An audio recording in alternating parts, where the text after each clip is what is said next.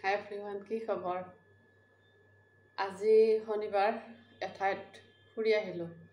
ফুৰি মানে কি, জিকমিৰ এটা বেজি ল'ব লগা আছিল, গতিকে সেই বেজিটো লৈ পেলাই আহিলোঁ আমি জিকমিয়ে ময়ে। একদম 10 মিনিট 20 মিনিটমানৰ ভিতৰতে গোটেইখিনি কাম কৰি আহিলোঁ। তাই অহাৰ পিছত তাই দৌৰা দৌৰিকৈ কলেজত গ'ল আৰু মই এতিয়া চাহ খাব লৈছোঁ। মানে চাহ তাহ নোখোৱাকৈ আমি গৈছোঁ। মোৰ ব্লগটো এতিয়াৰ পৰা আৰম্ভ কৰিছোঁ। যদি আপোনালোকে মোৰ আজিৰ ব্লগটো ভাল পায় তেনেহ'লে লাইক কমেণ্ট কৰিব বুলি আশা কৰিছোঁ। আৰম্ভ কৰিছোঁ মোৰ আজিৰ ব্লগটো। তাৰ পৰা আহি ৰাতিপুৱাতে ৰুটি বনাই থৈছিলোঁ, কিন্তু সেকা নাছিলোঁ, ৰুটিটো মাৰি থৈছিলোঁ। আৰু এতিয়া মানে ৰুটি এখন সেকি, শুকান ৰুটি সেকি মানে 1 কাপ লাল চাহ খাব লৈছোঁ। আৰু এয়া লাল চাহ কাপ, তাৰপিছতে 1 টুকুৰা মিঠাই লৈছোঁ, মিঠাই 1 টুকুৰা আৰু শুকান ৰুটি এখন। তেনেকুৱাকৈ মই ৰাতিপুৱাৰ এইখিনি আৰম্ভ কৰিছোঁ। ভালে আছে? মই ভালে আছোঁ। বৰ্তমান ৰাতিপুৱা 9:15 মান হৈছে। এঠাইলৈ ৰাতিপুৱাতে দৌৰা দৌৰিকৈ গৈছিলোঁ, সেইকাৰণে মানে চাহ কাপ খাবাই নহ'ল। জিকমি আৰু মই গৈছিলোঁ। তাৰ পৰা আহি তাই দৌৰা দৌৰিকৈ কলেজত গ'ল। এটা ক্লাছ কৰি আহিব বোলে, তেতিয়াহে মই ভাত পানী বনাম। এনেই ৰুটি ভাজি বনাই থৈছিলোঁ, খোৱা সময় নহ'ল। তাৰ পৰা আহোঁতে দেৰি হ'ল। মই এখন শুকান ৰুটি বনাইছোঁ, লগত অলপ গাখীৰ দি লৈছোঁ, গুৰ মিঠৈ দি লাল চাহ একাপ খাই আছোঁ। গতিকে আজি হ'ল 21 ছেপ্টেম্বৰ। আজিৰ দিনটো এনেকৈ ষ্টাৰ্ট কৰিছোঁ। চাই থাকিব বুলি আশা কৰিছোঁ। আৰু চাহটো খাই উঠাৰ পাছত ভাবিছোঁ এটা মূৰত প্ৰলেপ লগাই দিওঁ। চাই থাকিবচোন মোৰ ভিডিঅ'টো। মানে প্ৰলেপটো এতিয়া আপোনালোকৰ লগত শ্বেয়াৰ নকৰোঁ, মই নিজে আগতে প্ৰেক্টিছ কৰি লওঁ কি হয়, তাৰপিছতহে আপোনালোকৰ লগত শ্বেয়াৰ কৰিম। গতিকে এতিয়া মই এইখিনি বস্তু ঘঁহি লওঁ। আৰু এয়া চাওক, এইবিলাক প্ৰলেপটো লগাই আছোঁ তলত বহি লৈ। মানে মূৰত বস্তুটো লগালোঁ, লগাই উঠাৰ পাছত অলপ সময় ৰখিছোঁ, মানে ফেনৰ তলত ৰৈ আছোঁ মূৰটো অলপ শুকাবৰ কাৰণে। আৰু মোৰ বহুত কাম আছে।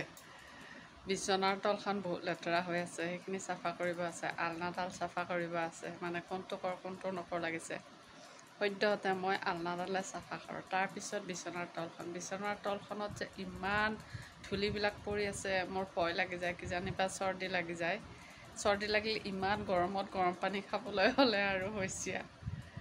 চাই থাকিবা মোৰ আজিৰ ব্লগটো। অলপ অলপ সময়ৰ মাজে মাজে আপোনালোকৰ লগত আহি থাকিম।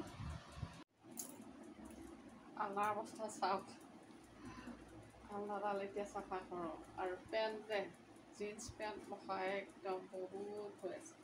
আৰু চুলিখিনি খুলি থৈ দিছোঁ যাতে ফেনৰ তলত অলপ সোনকালে শুকায়।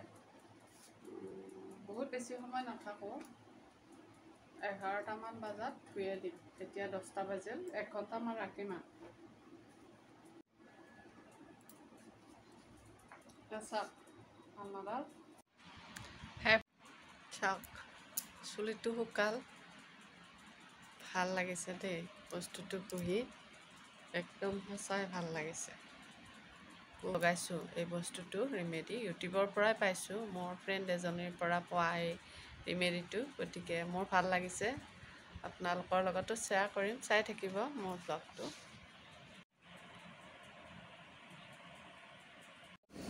আৰু এয়া চাওক, আলু পনীৰৰ তৰকাৰী আৰু লগতে বেঙেনা পটল ভাজি।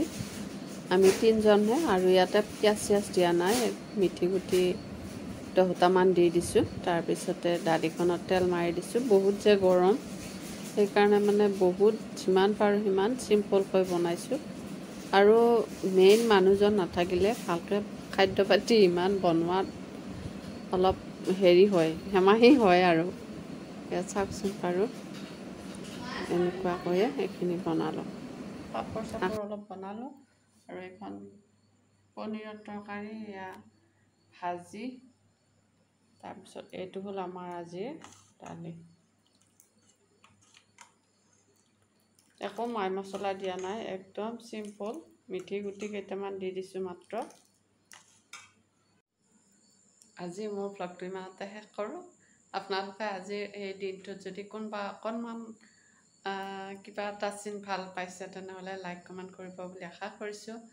আকৌ অন্য এটা ভিডিঅ' লগ পাম তেতিয়ালৈকে বাই বাই গুড নাইট